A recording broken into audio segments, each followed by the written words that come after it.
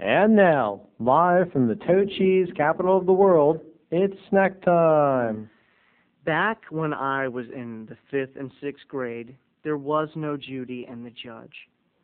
There was no Judge Judy. There was no Wapner. Well, there might have been Wapner, but I don't think he was around. And there was no real justice. On TV, and let's face it, on the recess battlegrounds of Jackson Road Elementary School, I, nerdy Snackboy, was left alone to fend for my honor, to fend for my nuts when they were kicked by Shawnee Friedman, to fend against Perrin. Snackboy, who in the hell is Perrin? Well, Perrin was my arch nemesis. Hannibal Lecter's was Jack Crawford. Mine was Perrin. I was a young boy. I was a very heavy reader. And I remember reading mythology books. I was very into mythology. And I was sitting there in my nerdy outfit. I wore the same outfit every day. It was a ski red sweater, dress pants, and dress black shoes. I looked very Mormon.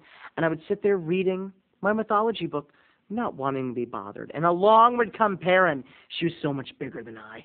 She was so much scarier than I. She was bulky. She was Greek. She was intimidating. She had boobs bigger than any girls in the 5th grade, and she knew how to use them. She knew. And one day, she was pushing me too far. She came and she kicked my mythology book out of my hand, and she said, "Hey, Crummit. Hey, Crumpet. Hey, Crumb Cake. Crumpet, Crumpet, Crumpet, Crumpet, Crumpet, Crumpet." What are you doing, Terry? Want to give me your lunch money? I said, "Perrin, it is such a cliche to take lunch money. That is such a bully cliche." And she whacked me. She kicked me in the leg, and she said, "Give me your stupid lunch money." I said, "Perrin, come on.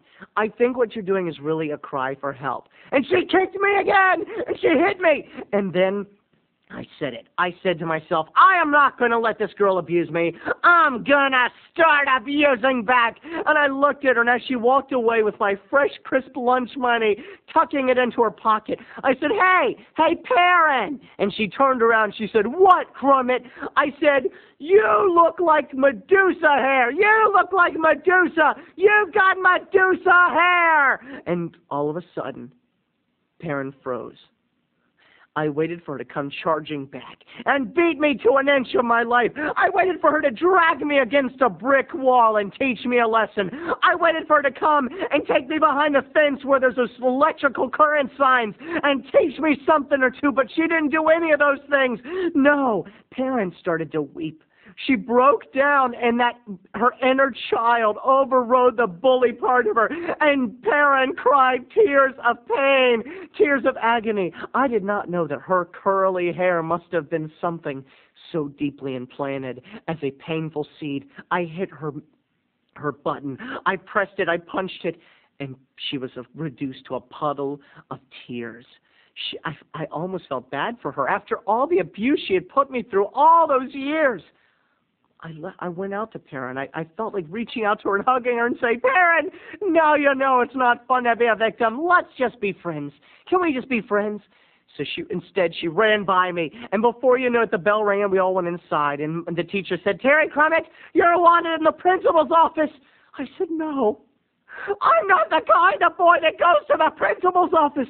I'm a good boy. I'm the kind of guy that reads mythology. I am not the kind of guy that goes and talks to the principal." But luckily, the principal's none other than Mr. Green, the gymnastics coach. And since I'm on the gymnastics team, and I'm always there on such a timely fashion, Mr. Green will know. He will know that I am a good boy, a good student, a nice guy, and that Perrin is a bully. He'll side with me. He must side with me. Oh, God, make him side with me. So I got up, and I walked proudly to the front of the room. In a way, it kind of felt good. I was never the bad boy, but finally I felt like the bad boy. I marched down to the principal's office, and there was Mr. Green waiting for me. And there was Perrin, and she was playing her game good, people. She knew what she was doing.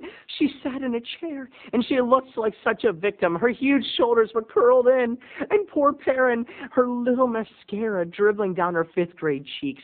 And Mr. Green said, "State your case, boy. State your case." I said, "Mr. Green, Perrin was being really..." "Don't you say that, Terry. What did you call that girl? What did you call that girl?" I said, "I'll call her Ma, and I didn't even get it out, and Perrin wept again. Ah!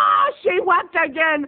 I said, Mr. Green, I called her Medusa. And he stood up and he pounded his desk, and he said, Terry, it's kids like you that give other kids a bad name. You look at Perrin, and you say you're sorry for that poor, poor girl. And I tried to stand up for myself. I said, Mr. Green, Perrin's always, he says, silence. Cut.